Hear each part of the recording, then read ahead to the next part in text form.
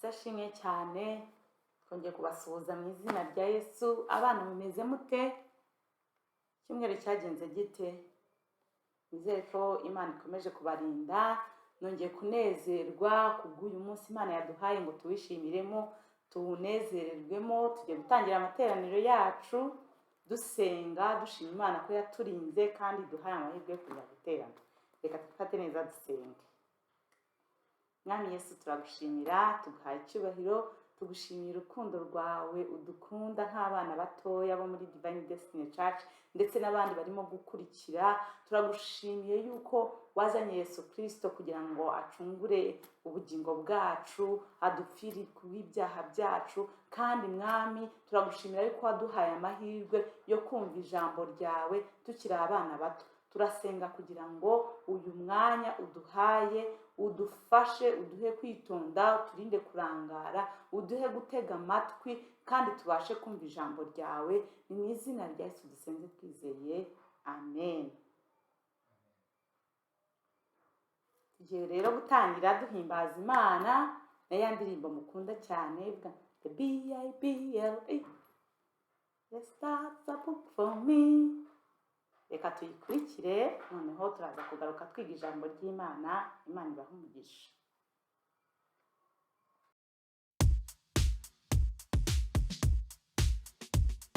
The Bible, yes, that's the book for me. I stand alone on the word of God. The Bible.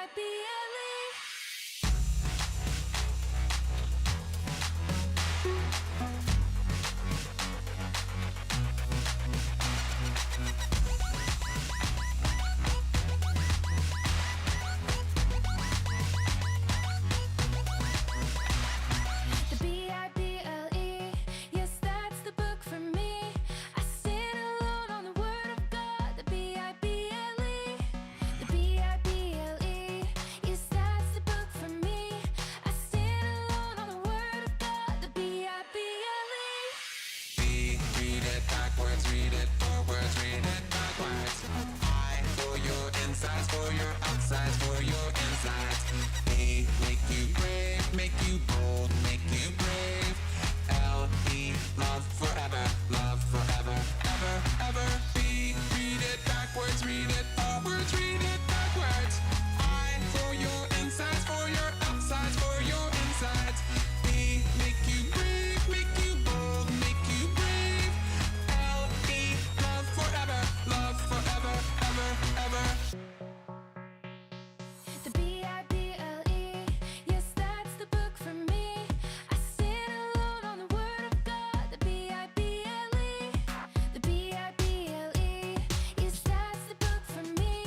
I stand alone on the word of God. The Bible.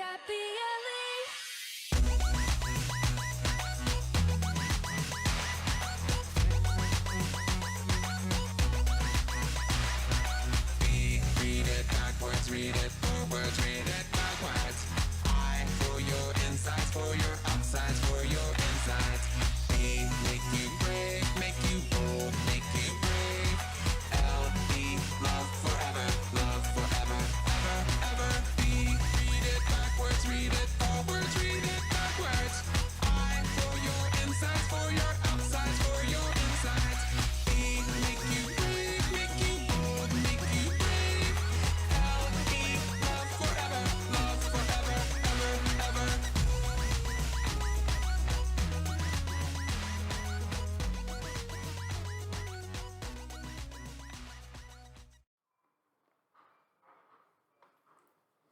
Yesu ashimwe cyane. Turagarutse tuvuye mu mwanya wo guhimbaza Imana, tugeze mu mwanya w'ijambo ry'Imana, hahandi twicara tugatuza tugatega amatwi.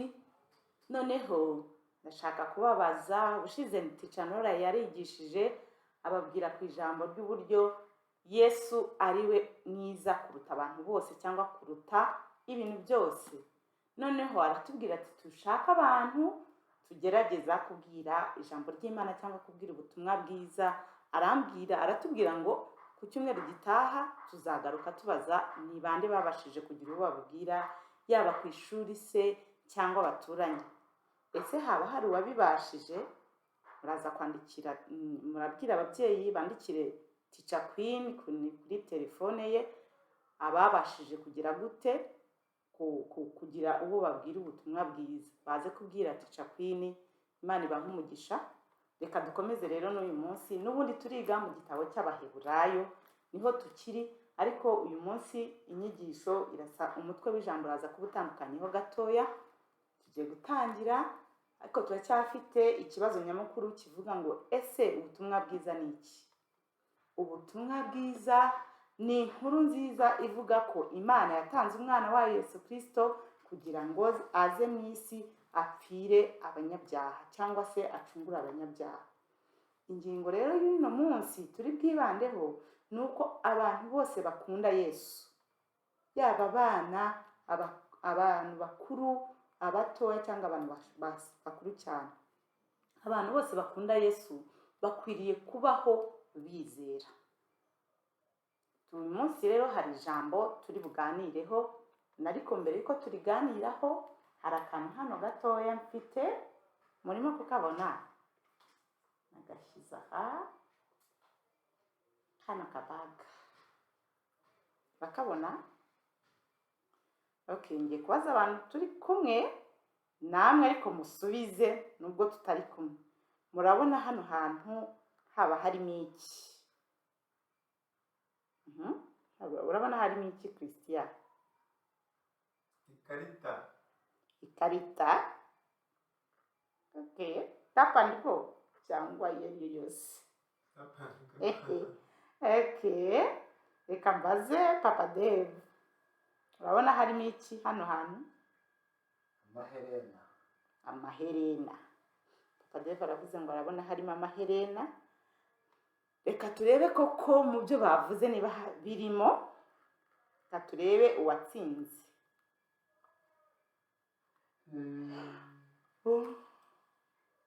Mubonyemo iki? Nta kintu kirimo. Agakapu ni keza ariko nta kintu cyari kirimo. Okay. Uyu munsi ariko ngewe hari icyo nazanye, hari icyo nabazaniye, nubwo kitaragaragara ariko hari ikintu nabazaniye. Nabazaniye urukundo. Ndabakunda mwese, ndashaka kubabwira yuko mbakunda, ndabasengera, ndabazirikana. Ntabwo mushobora kubibona ariko ndabakunda. Rero inyigisho y'uno munsi nayo iravuga ku kintu kitagaragara ariko cy'ingenzi mu bakristo. Icyo kintu cyangwa se ni ijambo ryitwa kwizera. Kwizera ni ikintu umuntu adashobora kureba ngo akubone urimo kugenda cyangwa uvuga ngo ariko uzi ukuntu namubona gafite kwizera. Ariko ni ikintu cy'ingenzi mu buzima bw'umuntu cyangwa mu buzima bw'umukristo. No muri iki gice turimo kuvugaho hari aho bavuga ngo utizera ntabwo bishoboka ko anezeza Imana. Rero turashaka kureba uku kwizera. Queen yigeze kubitubwiraho mu mezi abanza y'uno mwaka, atubwira ko dukwiriye kugira kwizera. Niko konyine kudufasha muri ubu buzima bwa Gikristo. Tugiye kureba ko hari abantu babashije kwizera muri uru rugendo rwa Gikristo kandi ngo bakanezeza Imana. Reka turebe mu Baheburayo ibice 11 dusome.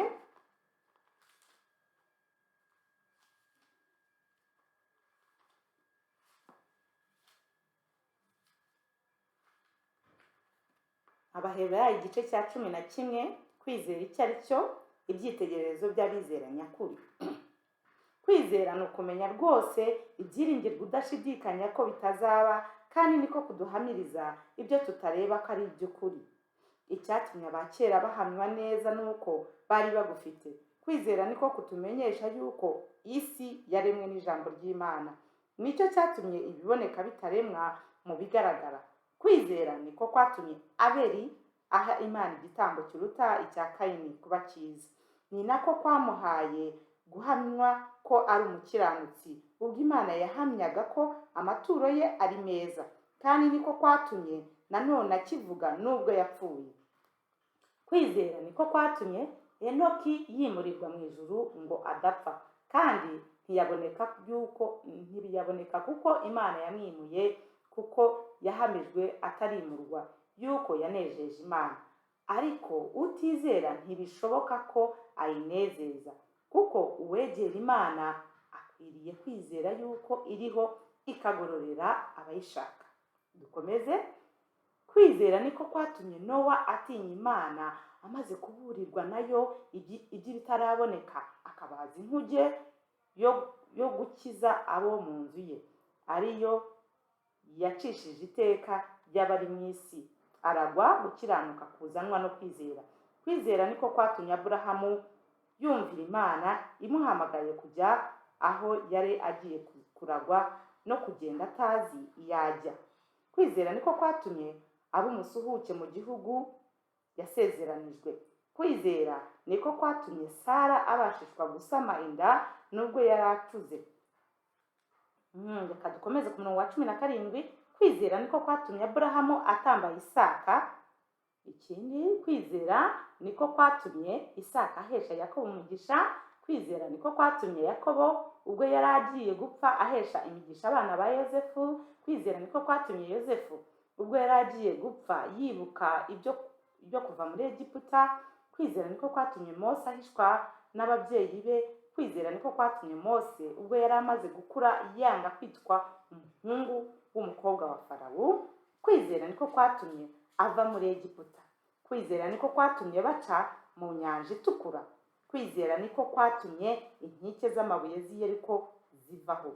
Kwizera niko kwatumye uwo maraya Rahabu atarimburanwa n'abatumviye Imana, kuko yari yakiranye abatasi amahoro. Haleluya! Mwumvishije abantu bose babashije kwizera. Intwari zo kwizera mwazumvishije. Twavuze ubwo nyine ntabwo mvuze benshi, ariko aba bantu bose babaye intwari zo kwizera. Babashije kwizera Imana mu byo bakoraga byose. Ni ukuvuga ngo kwizera niko kwatumaga bakora gutya. Kwizera niko kwatumaga bakora gutya. Kwizera niko kwatumaga gutya. Turebye nko kuri Abeli, ngo niko kwatumye atamba cyangwa se atanga ituro ryiza riruta irya Kayini, Imana ikamwishimira. Hanyuma tubona ngo kwizera niko kwatumye Enoki abasha kujya mu ijuru adapfuye. Ngo kwizera niko kwatumye Nowa yumvira.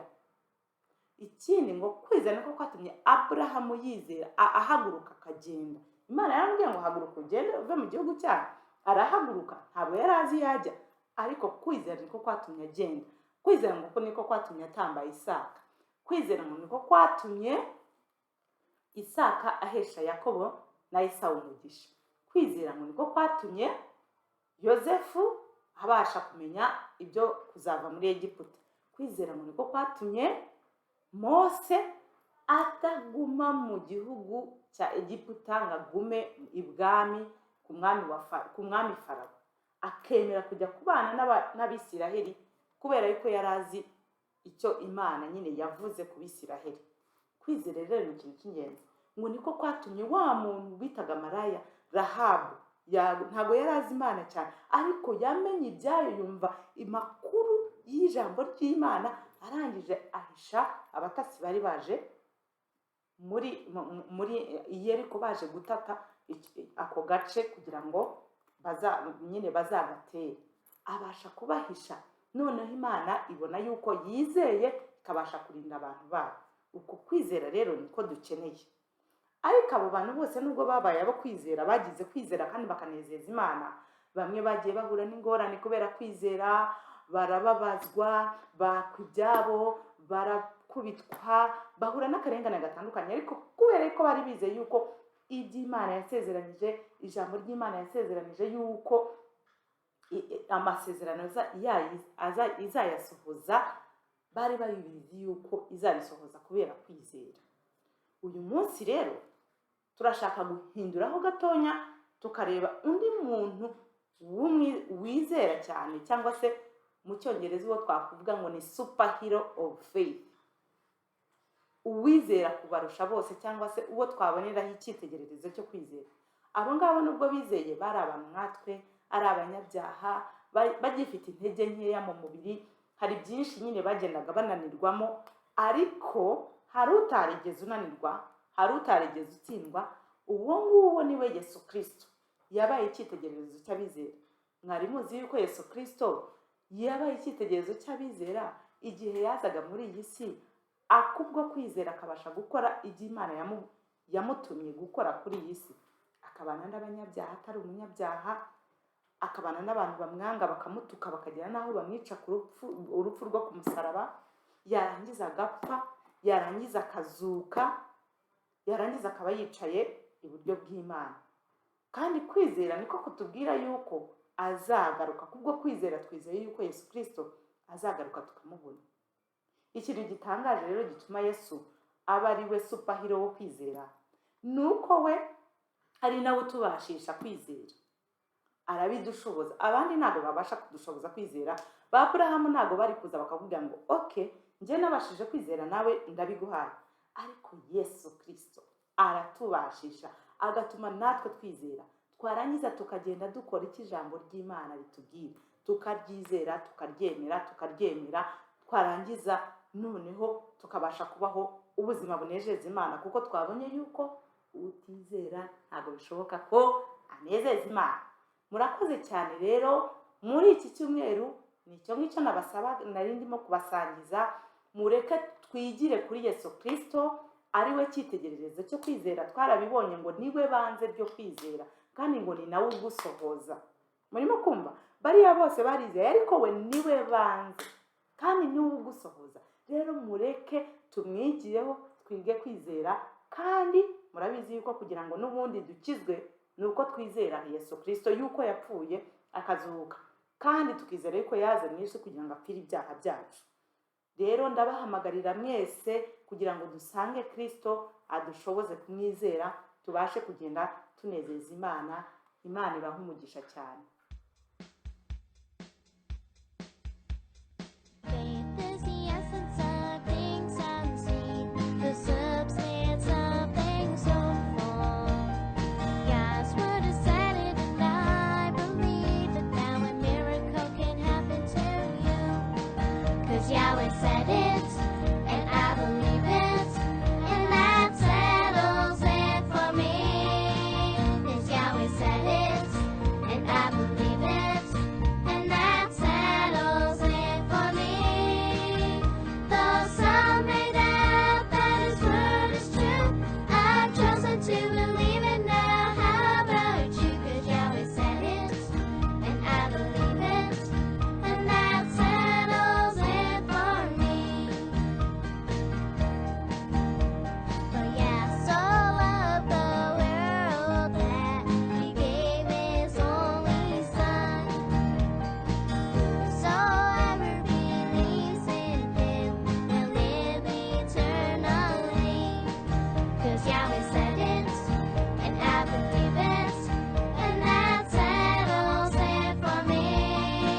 'Cause Yahweh said it, and I believe it, and that settles it for me. Though some may doubt that His word is true, I've chosen to believe it now. How about you? 'Cause Yahweh said it, and I believe it, and that settles it for me. Yahweh told us to obey His law, but some people don't want to listen. But if we obey His commandments, Yahweh will bless us. 'Cause Yahweh said it, and I believe it, and that settles it for me. 'Cause Yahweh said it, and I believe it, and that settles it for me. Though some may doubt that His word is true, I've chosen to believe it now. How about you? 'Cause Yahweh said it, and I believe it, and that settles it for me. And that settles it for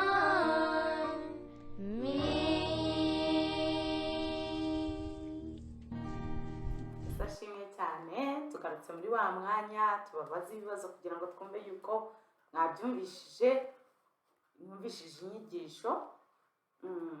Ariko ndongera kubibutsa yuko abantu bose bakunda Imana cyangwa bakunda Yesu Kristo bakwiriye kubaho bizera Imana. Hanyuma inyigisho y'uyu munsi yavugaga kuki? Ni ukuvuga ngo twasomye mu kihe gitabo? Twasomye mu kihe gitabo? Okay. Twasomye Abaheburayo igice cya 11. Ninde wanyibutsa ikibazo nyamukuru tumaze iminsi twigaho? Ikibazo nyamukuru kiravuga kiti ese ubutumwa bwiza ni iki?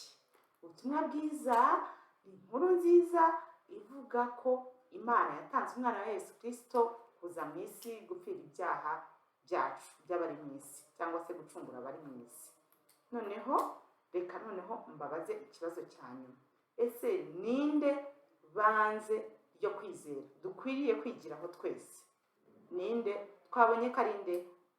Aburahamu, Nowa, Mose? Oya, Yesu niwe banze ryo kwizera. Twese turahamagarirwa kuza kwigira kuri Yesu Kristo. Niwe banze ryo kwizera, cyangwa se niwe twakwita superhero wo kwizera, kuko abandi bose nubwo bizeye ni abantu bari bafite intege nkeya, nta nubwo badushoboza kwizera, ariko Yesu Kristo we niwe banze kandi ni nawe ugusohoza. Rero yadushoboza kubaho ubuzima bwo kwizera tukanezeza Imana. Murakoze cyane. Rero tugeze muri wa mwanya wo gufata icyanditswe, wo gusoma icyanditswe cyo gufata mu mutwe.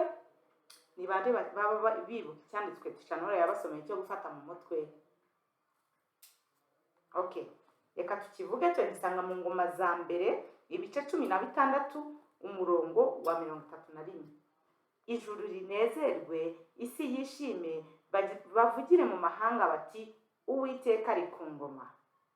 Kongere dusubiremo. Ijuru rinezerwe, isi yishime, bavugire mu mahanga bati Uwiteka ari ku ngoma. Imana ibahe umugisha. Reka dusenge dusoza. Murakoze.